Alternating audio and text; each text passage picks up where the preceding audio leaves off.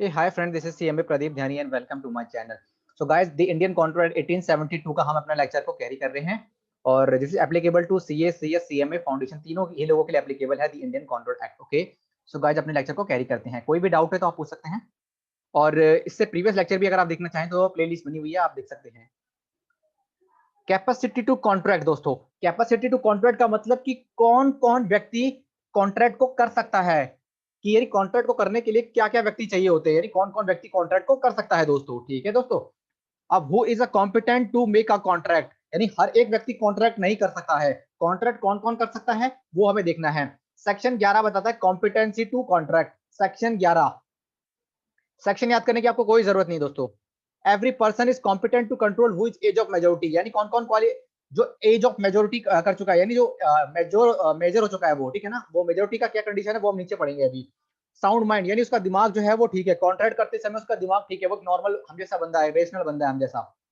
Not disqualified from contracting by any law, किसी भी law ने या किसी भी कानून ने या किसी भी कोर्ट ने उसको कॉन्ट्रैक्ट करने से रोका ना हो। मान लीजिए कोई जेल में है अभी तो कॉन्ट्रैक्ट नहीं कर सकता है, किसी के ऊपर चार्जेस लगे हुए वो कॉन्ट्रैक्ट नहीं कर सकता है।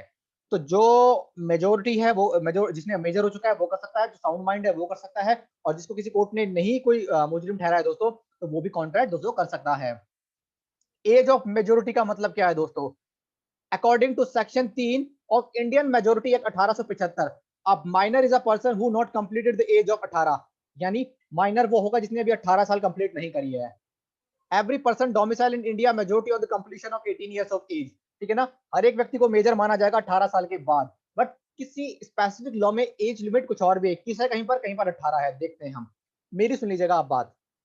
मान लीजिए किसी के माता पिता ना हो, भगवान ना करे ऐसा हो, कोई अनाथ हो, मान लो भगवान ना करे कभी ऐसा किसी के साथ हो, लेकिन मान लीजिए तो उसके जो गार्जियन होंगे ना, तो वो मेजर व्यक्ति 21 साल की उम्र में बनेगा। या मान लीजिए अगर मान लीजिए कोई व्यक्ति अनाथ है, उसकी प्रॉपर्टी कोर्ट के अंडर है, तो जब वो व्यक्ति 21 साल का हो जाएगा तब उसको प्रॉपर्टी सौंप दी जाएगी। तब तक guardian, court as a guardian नियुक्त करेगा, अपॉइंट करेगा, यानी कोर्ट ही उसका गार्जियन होगा, या कोर्ट किसी व्यक्ति को नियुक्त कर देगा उसकी जगह पर। ठीक है, तो where the guardian of minor is being appointed under guardian and wards act 1891, where the superintendent of minor property is by court, यानी कोर्ट अगर किसी को अटेंड कर दे या कोर्ट खुद ही हो, या कोर्ट किसी को अपॉइंट कर दे, वैसे नॉर्मली कोर्ट अपॉइंट करता है दोस्तों किसी को। तो दोस्तों उस केस में क्या होगा, 21 साल की एज मानी जाएगी, ठीक है ना। नॉर्मल बाकी इन दोनों के अलावा, बाकी इन दोनों के अलावा सारे दुनिया जान के जितने भी केसेस हो, 18 साल की एज में दोस्तों मेजोरिटी मान लिया जाता है मेरे दोस्तों। मान लीजिए साउंड माइंड पर्सन क्या है, आइए दोस्तों साउंड माइंड पर्सन का भी देख लेते हैं अभी हम एक बार और।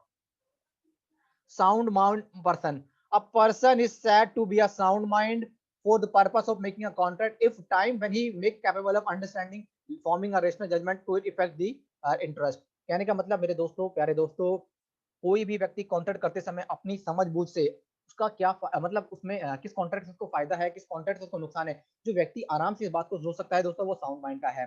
किसी व्यक्ति ने दारू पी रखी है, कोई पागल है, तो उसको तो कुछ भी नहीं, उसके लिए तो सब चीज एक ही जैसी है। तो साउंड माइंड दोस्तों कहने का मतलब है कि कोई भी व्यक्ति, साउंड माइंड पर्सन का मतलब कि अपना अच्छा भला बुरा जो भी व्यक्ति देख सकता है एक पर्टिकुलर टाइम पर, वो मेरा साउंड माइंड होगा। अ person who is usually of unsound mind, but कहने का मतलब ये मान लीजिए कि कोई व्यक्ति जो है ना साउंड माइंड में रहता, बढ़िया रहता, अचानक इसको ना कुछ इंटरवल्स में कुछ आ जाते हैं, मतलब वो पागल हो जाता है, मान लीजिए, है ना। और जब कहने का मतलब सिंपल सा है, जब वो पागल है मान लीजिए, जब वो ठीक है उस कंडीशन में कॉन्टेक्ट कर सकता है, बाकी किसी और कंडीशन में कॉन्टेक्ट नहीं कर सकता है वो। ओके दोस्तों, अनसाउंड माइंड पर्सन कौन कौन से हो सकते हैं वो हम देखते हैं। ड्रंकर्ड, ड्रंकर्ड का मतलब जो व्यक्ति जिसने दारू पी रखी है वो कॉन्ट्रैक्ट नहीं कर सकता। मान लीजिए अभी व्यक्ति ने सुबह सुबह से दारू, रात को ज्यादातर मान लीजिए दारू पीते हैं, तो रात को दारू पी के उसने, तो उस समय वो कॉन्ट्रैक्ट नहीं कर सकता। लेकिन सुबह सुबह मान लीजिए अपने एकदम फुल्ली अच्छे माइंड में है, तो वो कॉन्ट्रैक्ट कर सकता है। ओके, इडियट का मतलब, मान लीजिए इडियट का मतलब वो परमानेंट, ये पागल है, वो परमानेंट ही पागल है, तो वो तो कॉन्ट्रैक्ट कर ही नहीं सकता। ल्यूनेटिक का मतलब होता है दोस्तों, ये तो हो गया इडियट, और ये हो गया ल्यूनेटिक। ल्यूनेटिक का मतलब होता है दोस्तों कि कई बार क्या होता है ल्यूनेटिक के केस में, मान लीजिए मैं अभी तो ठीक हूँ, कई बार मुझे दौरे पड़ते हैं पागलपन के, तो जब मैं ठीक हूँ तब मैं कॉन्ट्रैक्ट कर सकता हूँ, जब मुझे दौरे पड़ते हैं तब मैं कॉन्ट्रैक्ट नहीं कर सकता। सिंपल सी बात है, आइए एक बार हम पढ़ लेते हैं फिर भी इन चीजों को।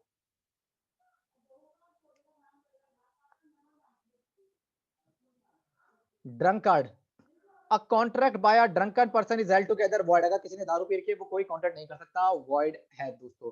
पार्शियल और ordinary drunkenness is not necessary to avoid that ना, आपको क्या क्या सर दो घूट मार ली गलती से, 2 घूंट क्या 1 बूंद अगर आपके अंदर चला गया तो मान लीजिए आप नहीं कर सकते, माना जाता है कि इसने पी रखी है, वो झूठ बोल रहा है कि 1 घूंट या 2 घूंट, ठीक है ना? थोड़ी सी पी रखी है या ज्यादा पी रखी है, इतनी सी पी रखी है, 30 मार का है या 60 मार का है या 90 मार का, कोई फर्क नहीं पड़ता, 30 60 जो मारा है, जिसने पी रखी है वो नहीं कर सकता कॉन्ट्रैक्ट, सिंपल सी बात। इडियट का मतलब जो परमानेंट ही इडियट है, मान लीजिए an idiot is a person who is permanently of unsound mind, यानी परमानेंटली ही अनसाउंड माइंड है स्टार्टिंग से ही, तो मान लीजिए दोस्तों वो नहीं कर सकता contract, such a person has no lucid intervals. इसका मतलब है कि ऐसा नहीं कि कभी तो वो ठीक होता है और कभी नहीं होता है, वो परमानेंट ही है, कभी ठीक रहता है, कभी वो थोड़ा सा वैसा हो जाता है, तो ये होता है ल्यूनेटिक। तो वो जब ठीक होगा तब कॉन्ट्रैक्ट कर सकता है, जब ठीक नहीं होगा तब वो कॉन्ट्रैक्ट नहीं कर सकता है। lunatic a lunatic is a person who is mentally deranged due to some mental strain or other personal experience, however he has some interval of sound mind. A patient in lunatic asylum who is at interval of sound mind may contract during those intervals, यानी किसी को interval पर दौरे पड़ते हैं तो जब वो ठीक है तब कॉन्ट्रैक्ट कर सकता है, जब वो ठीक नहीं है दोस्तों तब वो कॉन्ट्रैक्ट नहीं कर सकता है। अब है person person disqualified by law, किन किन को, जो मैंने बताया ना कि वो मान लीजिए अगर वो माइनर है तो कॉन्टेक्ट नहीं कर सकता, अगर वो अनसाउंड माइंड है तो कॉन्टेक्ट नहीं कर सकता, या किसी कोर्ट ने या कानून ने उसको मना कर रखा है, तो कौन कौन व्यक्ति जिनके साथ हम कॉन्टेक्ट नहीं कर सकते। पर्सन डिस्क्वालिफाइड बाय लॉ, किन को कानून ने लॉ कॉन्टेक्ट करने के लिए मना किया हुआ है। Alien enemy. एलियन एनिमी क्या होता है दोस्तों, मान लीजिए दोस्तों किसी दो देश के बीच आपस में युद्ध चल रहा है, मान लीजिए एग्जांपल अभी रिसेंट में चल रहा था अजरबैजान और आर्मेनिया के बीच में, अजरबैजान और आर्मेनिया के बीच में युद्ध चल रहा था, तो उस दौरान कोई भी कॉन्ट्रैक्ट अगर हम करते हैं आपस में, अजरबैजान या आर्मेनिया के जो व्यापारी होते हैं आपस में कॉन्ट्रैक्ट करते हैं दोस्तों, सारे के सारे वॉइड एब इनिशियो है। ओके, मान लीजिए युद्ध होने से पहले ही अगर कॉन्ट्रैक्ट कर रखा हो तो क्या होता है कि जब तक युद्ध चलता है तब तक वो कॉन्ट्रैक्ट थोड़े समय के लिए सस्पेंड हो जाता है, और जैसे ही अगर सब कुछ चीजें ठीक हो जाती है तो दोबारा से आप रीओपन हो जाता है वो, ठीक है। लेकिन अगर मान लीजिए अभी युद्ध चल रहा है और आपने नया कॉन्ट्रैक्ट कर लिया किसी के साथ, तो वो वॉइड एब इनिशियो कॉन्ट्रैक्ट है ही नहीं वो स्टार्टिंग से ही। एलियन एनिमी मतलब जिसके साथ भारत के रिश्ते ठीक नहीं चल रहे, या युद्ध चल रहा है, रिश्ते ठीक ना होना वो अलग बात है, युद्ध चल रहे हैं तो वो होता है। A person alien enemy is a person who is a citizen of a foreign country which at war with India, जिसके साथ इंडिया के युद्ध चल रहे हैं। कॉन्ट्रैक्ट ड्यूरिंग दी वार कहने का मतलब है an alien enemy can not enter into a contract during the period of war except a licence from the central government. किसी देश के साथ युद्ध चल रहे हैं उसके साथ आप कॉन्ट्रैक्ट नहीं कर सकते, बट वहां की जो सेंट्रल गवर्नमेंट है उसके साथ अगर आप वो परमिशन दे देती है तो आप कर सकते हो, वैसे नॉर्मली नहीं दिया जाता। आप देख ही रहे हैं कितनी खतरनाक, मतलब छोटी छोटी बातों पर इंडिया बैन कर दे रहा है चाइना को, छोटी छोटी बात तो खैर नहीं है दोस्तों, चाइना परेशान कर रहा है इंडिया को अपना। Contract enter before the war, अगर before the war contract enter हुआ है तो जब तक वॉर चल रहा है तब तक सस्पेंड हो जाएगा, मतलब कोई काम नहीं होगा उस दौरान, जब सब कुछ रिश्ते ठीक हो जाएंगे तब दोबारा से काम स्टार्ट हो जाएगा। Contract enter before the war either dissolved और merely suspended for the period of war and reviewed after the war is over, simple सा है, जब तक वॉर चल रहा है तब तक सस्पेंडेड है, उसके बाद दोबारा से वॉर ठीक हो जाएगा, जो परिस्थितियां हैं ठीक हो जाएंगी, दोबारा से आपका रिव्यू हो जाएगा contract. Municipal statutory corporation, statutory corporation can not enter into a contract which ultra violet memorandum, यानी जो भी मेमोरेंडम से बाहर की चीजें हैं उसके लिए कॉन्ट्रैक्ट नहीं कर सकता स्टैचुटरी कॉर्पोरेशन। सेम वही है municipal bodies can not enter into a contract which are beyond their statutory power. Municipal bodies दोस्तों या फिर स्टैचुटरी कॉर्पोरेशन उनकी पावर से बाहर चीजों को नहीं कर सकते, पावर के अंदर कॉन्ट्रैक्ट कर सकते हैं। दोस्तों यही तो होता है कि मान लीजिए कंपनी में हम काम करते हैं तो जितनी हमारी पावर है उतनी पावर के अंदर में काम करते हैं, पावर से बाहर तो हम काम ही नहीं करते हैं दोस्तों। Sovereign state ambassador and diplomatic courier, किसी देश के जो एम्बेसडर होते हैं हमारे यहाँ पर होते हैं, हमारे यहाँ पर रहते हैं, मान लीजिए चाइना का एम्बेसडर यहाँ रहता है, पाकिस्तान का एम्बेसडर इंडिया में रहता है, तो वो लोगों के साथ हम कॉन्ट्रैक्ट नहीं कर सकते, वो भले ही किसी के साथ भी कर सकते हैं। मान लीजिए मैं किसी एम्बेसडर के साथ करता हूँ तो कुछ भी पंगा होता है तो मैं उसके खिलाफ केस नहीं कर सकता, भले ही वो मेरे खिलाफ केस कर सकता है, तो इसलिए यही माना जाता है कि आप उसके साथ कॉन्ट्रैक्ट कोई ना करो, करते हो तो आपकी जिम्मेदारी है, वो तो केस कर लेगा आपके खिलाफ लेकिन आप केस नहीं कर पाओगे उसके खिलाफ, दोस्तों ये बातें हैं। These person enjoy certain special privileges. There cannot be sued in the special court. वो लोग कोर्ट में केस कर सकते हैं दोस्तों, हम लोग नहीं कर सकते। However, they can enter into a contract and enforce this contract in the Indian court. यानी वो तो कॉन्ट्रैक्ट कर सकते हैं और कोर्ट में भी केस कर सकते हैं, लेकिन हम कॉन्ट्रैक्ट में एंटर कर लो अपनी इसमें, लेकिन कोई भी डिफॉल्ट किया तो कोर्ट आपके केस को नहीं लेगा दोस्तों। कन्विक्ट का मतलब, कन्विक्ट का मतलब कोई मान लीजिए कोर्ट ने किसी व्यक्ति को अपराधी घोषित कर रखा है, तो जब तक कोर्ट ने उसको माफ नहीं कर दिया तब तक का जो पीरियड होता है उसमें वो किसी के साथ कॉन्ट्रैक्ट नहीं कर सकता दोस्तों। A convict cannot enter into a contract during the period of imprisonment, जब तक उसको सजा है उस दौरान तक वो कोई कॉन्ट्रैक्ट नहीं कर सकता दोस्तों। After period of imprisonment he can enter into a contract, यानी सजा के पूरे होने के बाद वो कॉन्ट्रैक्ट को कर सकता है दोस्तों।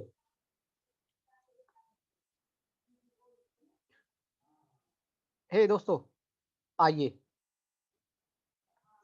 इंसॉल्वेंट मेरे दोस्तों, इंसॉल्वेंट। इंसॉल्वेंट का मतलब कोर्ट ने किसी व्यक्ति को दिवालिया घोषित कर दिया है। मान लीजिए कि कोई व्यक्ति पेमेंट नहीं कर पा रहा, जिनसे उसने पैसा उधार लिया है या जिनसे सामान खरीदा है, तो कोर्ट अगर उसको इंसॉल्वेंट घोषित कर देती है कि दिवालिया हो गया, इसकी बस की नहीं है पैसा देना, इसकी असेट को पकड़ो, इसकी असेट को बेचो और जो भी क्रेडिटर्स हैं उनको दो, पहले तो कोर्ट अपने एक्सपेंसेस लेगा। When the person is adjusted insolvent, the property stands vested in the official receiver, यानी उसकी सारी प्रॉपर्टी जो है ऑफिशियल रिसीवर के हाथ में आ जाती है। और इतना सिंपल सी बात है, वो किसी को शो नहीं कर सकता और वो किसी के साथ कॉन्ट्रैक्ट नहीं कर सकता। दोस्तों ये एक बार और पढ़ते हैं, आज हमने पढ़ा क्या। कॉम्पिटेंट पर्सन का मतलब वो है जो मेजर हो चुका है, जो साउंड माइंड है और जिसको किसी कोर्ट ने डिस्क्वालीफाइड नहीं किया हुआ।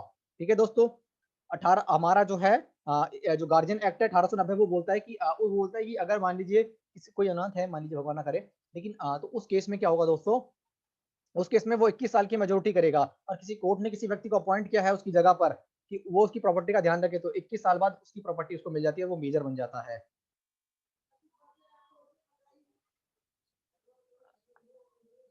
साउंड माइंड पर्सन का मतलब जो अपना अच्छा भला, जो व्यक्ति अपना अच्छा भला बुरा देख सकता है, वो साउंड माइंड है। मान लीजिए कोई ड्रंकर्ड है, तो ड्रंकर्ड का मतलब है अगर किसी ने दारू पी रखी है जिस समय पर, वो कॉन्ट्रैक्ट नहीं कर सकता अपने होश-ओ-हवास में। जब वो ठीक है तब कॉन्ट्रैक्ट कर सकता है। इडियट का मतलब जो परमानेंटली ही इडियट है, जो मतलब उसका माइंड एक जगह है ही नहीं परमानेंटली, तो वो तो कॉन्ट्रैक्ट कर ही नहीं सकता। ल्यूनेटिक का मतलब दोस्तों किसी को मतलब कभी अचानक ही दौरे पड़ जाते हैं, तो जब दौरे पड़ते हैं उसको, तब वो कॉन्ट्रैक्ट नहीं कर सकता, जब ठीक है तब वो कॉन्ट्रैक्ट कर सकता है।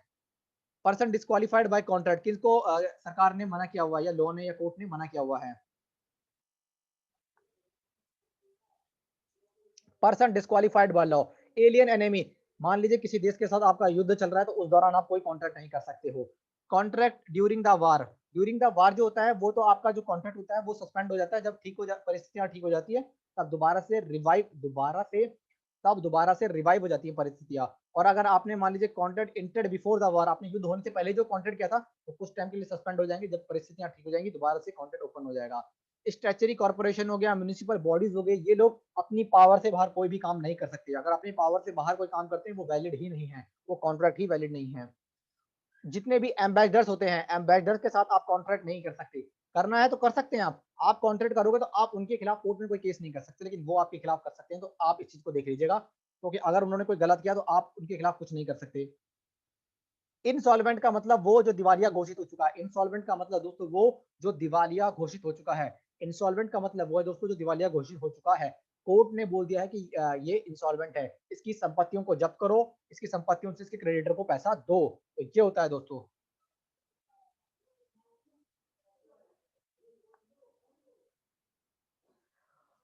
दोस्तों contract with a party incompetent to contract is a void in issue, अगर आप इन लोगों के साथ कॉन्ट्रैक्ट करते हो जो वैलिड ही नहीं है, जो लोग उनके साथ अगर आप कोई कॉन्ट्रैक्ट करते हो तो वो शुरू से वॉइड एब इनिशियो होता है दोस्तों। वॉइड एब इनिशियो, स्टार्टिंग से ही वॉइड एब इनिशियो है दोस्तों। ठीक है दोस्तों, ओके दोस्तों, आज के लेक्चर को यहीं पे फिनिश करते हैं। मेरे प्रीवियस लेक्चर को देख लीजिएगा, कोई भी डाउट है तो आप कमेंट करिए, I will available for you. Okay guys, next lecture में मिलते हैं, बाय। ध्यान रखिएगा अपना आप लोग, आप सभी लोग।